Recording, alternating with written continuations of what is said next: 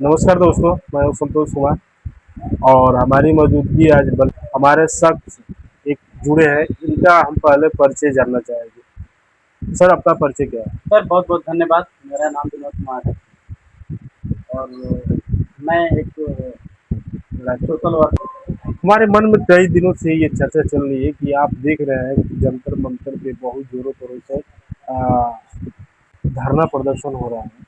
इसके बारे में कुछ बताएं। आप इन चीज़ों को पूछा।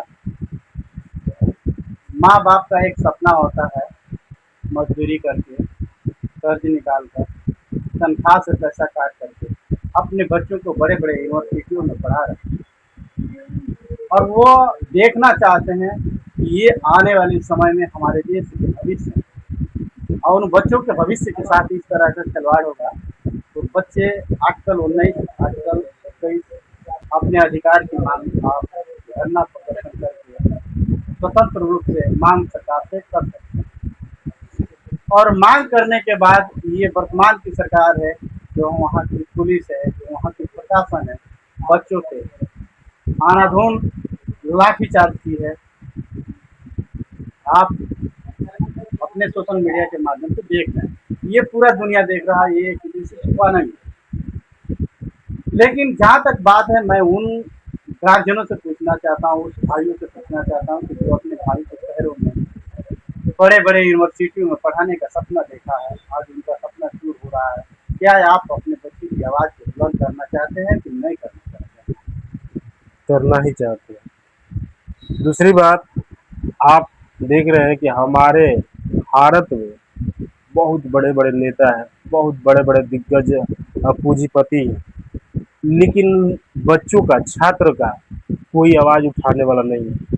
हमारे ही देश में एक वांछुक जो आए थे,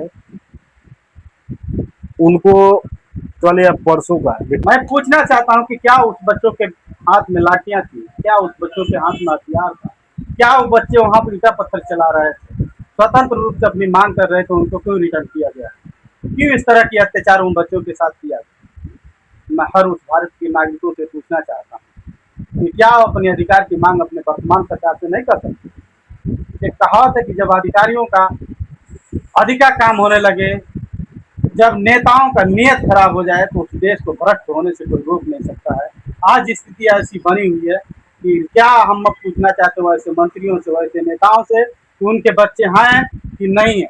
उनके भी बच्चे होंगे तो उनके बच्चों के साथ ऐसा सलूक किया। लेकिन वही हमारे ही देश के प्रधानमंत्री हो या उनके समर्थन हो या उनके नेता हो, जब भी आते हैं प्रेस कॉन्फ्रेंस में, तो हमारे ही देश के लोगों को कहीं ना कहीं उनको पाकिस्तानी बोल दिया जाता है, आतंकवादी बोल दिया जाता है। क्या एक वो चीज जरूर हम कहेंगे कि जो लंबे तक समय तक जिसकी सरकार और शासन रहती है वो तनख्वाह सरकार हो जाती है। हम ये कह रहे हैं कि अगर हमारी बात नहीं मानती है सरकार, तनख्वाह है, सरकार अगर खराब है, सरकार अगर गलत है, तो उस सरकार को बदल देनी चाहिए। बदलने की ताकत है आप लोग में। आप लोग देख रहे हैं कि इतने बड़े पैमाने पे जो पूरे भारत में आज दिल्ली से लेकर के आंदोलन जो उत्पन्न हुआ है, ये किसकी देन है? हाँ, सरकार ये कृषि के लिए लड़ रही है और यहाँ पे हिंदुस्तान के बच्चे हैं, वो अपने हक और अधिकार के लिए लड़ रहे हैं।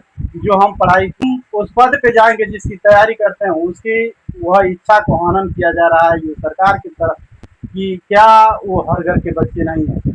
क्या वो आपके घर का भविष्य नहीं है? क्या ये देश का भविष्य नहीं है? इस पे सबसे बड़ा सवाल है कि ये हमारा देश किधर जा रहा है। आज जो बच्चों के साथ छेड़खानी किया जा रहा है, जब किसी को तो सबके पास किसानों के साथ, अन्य लोगों के साथ या अन्य पार्टियों के साथ जो अत्याचार होता था अभी तो चलने लायक था, लेकिन जो देश के भविष्य के साथ और बच्चों के साथ इस तरह की छेड़खानियाँ कि हमारे ही देश के मंत्री या विधायक या समर्थन लोग इन्हीं के, हमारे ही बेटे को, हमारे ही गार्जियन को, हमारे ही प्रदेश के युवाओं को पाकिस्तानी बोल देती है, आतंकवादी बोल देती है। ऐसा क्या उनके नज़र में है कि किसी को न किसी को आतंकवादी ही बना देती है? ये मुद्दा था हमारा। आतंकवादी बना रही है तो कहीं ना कहीं इस तनाशाह सरकार की यह है मनमानी की जो आतंकवादी है उसको आतंकवाद नहीं कह रही है। जो इस देश का खजाना लूट करके विदेश जा रहा है, भाग रहा है, उसको आतंकवादी नहीं कह रही है। जो अपने भविष्य के लिए, अपने वर्तमान सरकार से मांग कर रही है उसको क्यों पाकिस्तानी बोला जा रहा है। ये सरकार की कि हम भगदड़ मचाना चाहेंगे, हम अपने देश को बर्बाद करना चाहेंगे, अपने देश की जो भविष्य है उनको आतंकवादी बोल रहे हैं। ये कहीं ना कहीं एक भारत के लिए बहुत बड़ी ये विषय है। दूसरी बात ये है कि अगर यही हमारा सरकार है कि इन्हीं लोग से वोट लेती है, तब वो आतंकवादी तब पाकिस्तानी नहीं होती है। ये बताइए कितने लोगों का वो वोटर आईडी देकर कितने लोगों को वो पाकिस्तानी जोड़कर वोट लिए, तो उस समय नहीं दिख रहा था कि ये पाकिस्तानी है कि वो आतंकवादी है।